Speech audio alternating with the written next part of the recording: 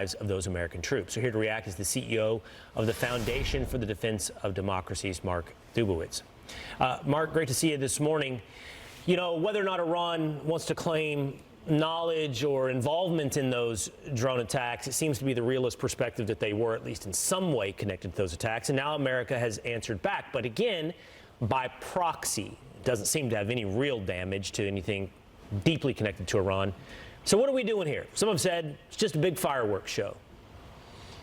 Yeah, I mean, I think that it's a fireworks show, and I think the Biden administration is playing right into Iranian hands. I mean, the Supreme Leader of Iran, Ali Khamenei, has a proxy strategy, so he's been launching proxies against the United States and our allies for decades. He's killed and maimed, thousands of Americans, and yet we seem to play this kind of tit-for-tat game where we hit the proxies, but we're not prepared to hit directly Iranian assets. And I think otherwise, if you don't go after the IRGC, the Islamic Revolutionary Guard Corps, and make the regime pay a severe price, they'll keep killing and maiming Americans. Mark, what's Iran trying to accomplish? What is their goal in all this? I think Will asked the right question earlier. I mean, would they deem the October 7th attacks a success in pursuit of that goal? What is their goal? Yeah, they have three main goals. One is to drive the United States out of the Middle East. The second goal is to destroy the state of Israel. And the third goal is to spread the Islamic Revolution through the Middle East to begin with, and then globally. And certainly the October 7th attacks, in their mind, initially certainly began to accomplish that goal, that second goal of destroying Israel. The Israelis have fought back and hit back hard. And again, the Israelis aren't like the Biden administration, right? They don't telegraph their punch. They don't give time for the Islamic Revolutionary Guard commanders to get out of Dodge. They hit them, they kill them, and then they go quiet. Unlike the Biden administration, which spent the past week really telegraphing its punches, leaking to the media, and allowing all these commanders, these terrorists, to get out of Dodge, as I said. So we are helping the Supreme Leader accomplish his three main objectives, and unless we hit him hard, many Americans, unfortunately, are going to pay the price. You know, Mark, Iran is able to finance Iran proxy terrorist groups because they're not enforcing the sanctions. There's other things that they're doing that if you were trying to contain Iran, you wouldn't do, that the Biden administration is doing, or reversing policies that were in place before, namely, the nuclear deal with Iran that Obama was so obsessed with.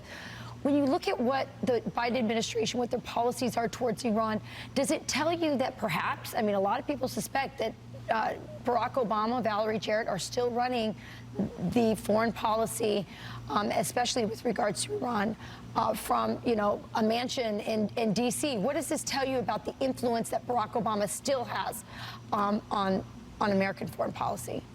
Well, it certainly tells me that Joe Biden is following the Obama-Iran policy. A policy that has failed miserably. Since Joe Biden came into office, Iranian oil sales have spiked. Yep. The Iranians have now, 5 times the access they had to foreign exchange reserve. They got $20 billion. Under Trump, they only had $4 billion. And it's crazy. I mean, Joe Biden is essentially not enforcing oil sanctions. He's provided $16 billion to the Iranians for access to fund their economy. In fact, it's really interesting, but actually the Iranian economy has grown faster under Joe Biden than the American economy in the past 3 years. So why are we funding our enemies to kill Americans? It's beyond me. It does suggest that Barack Obama and others have significant influence over Joe Biden's Iran policy. Hey, Mark, really quickly, last thing before we go. You've said it several times. You got to hit Iran hard. Is there some needle to thread that you could describe for me? Like, what is that? Hit them hard? Where? In Iran? Hit what in Iran? What would back them off without provoking them to a war we want to avoid? Well, do what the Israelis do. I mean, they've been targeting the Islamic Revolutionary Guard commanders all over the Middle East. Again, you don't have to hit them inside Iran because these commanders are outside Iran. So instead of telegraphing your punches, giving them time to get out of town, hit the IRGC. Those are the stormtroopers of the regime. Make them pay a severe price. The Israelis have killed 17 IRGC commanders since December 25th. Right? That's a message to the Iranians that if you're going to take Israeli lives, you're going to pay a disproportionate price. Unfortunately, we're sending the opposite message. All right, I appreciate that. Mark Dubowitz, thank you so much. Thank you, Mark. Thank you.